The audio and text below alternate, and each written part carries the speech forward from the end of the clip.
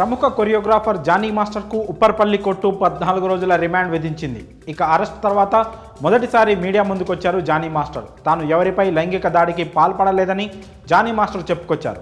పోలీసుల విచారణలో ఇప్పటి వరకు తనపై వచ్చిన ఆరోపణలపై ఆయన స్పందించారు. కావాలనే ఎవరో తనపై ఇలాంటి కుట్ర పన్నారని అన్నారు.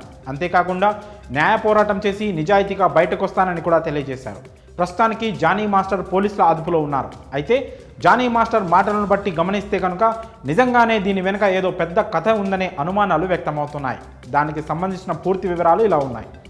తాను ఇండస్ట్రీలో ఎదగడం ఓర్వలేకనే ఎవరో కావాలని ఇదంతా చేశారంటూ జానీ మాస్టర్ చెప్పారు. జానీ మాస్టర్ అయితే చాలా కాన్ఫిడెంట్గా కడిగిన ముత్యంలా బయటికి వస్తానని తెలిపారు. దీని వెనుక ఉన్న నిజానిజాలైతే ఎవరికీ తెలియదు. పోలీసులు పూర్తి స్థాయిలో విచారణ కొనసాగించిన తర్వాత మాత్రమే తప్పు ఎవరిదనే విషయం బయటపడుతుంది. సోషల్ మీడియాలో మాత్రం అనేక రకరకాల కథనాలు ప్రసారం అవుతూ ఉన్నాయి. అయితే జానీ మాస్టర్ మాటలను బట్టి గమనిస్తే అతని ఎదుగుదలను ఓర్వలేకనే కావాలనే ఎవరో ఇదంతా చేశారా అనే ప్రశ్నలు తలెత్తుతున్నాయి. ఇప్పటికీ జానీ మాస్టర్ అయితే ఆ విషయం గురించి బయటపడలేదు.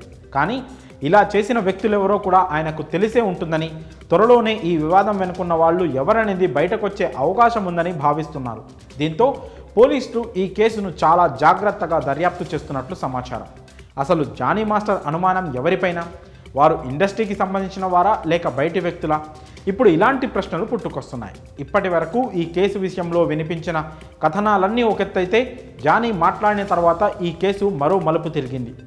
ఏదేమైనా ఇలాంటి ప్రశ్నలన్నిటికీ సమాధానం దొరకాలంటే మాత్రం పోలీసుల విచారణ పూర్తవ్వాల్సిందే.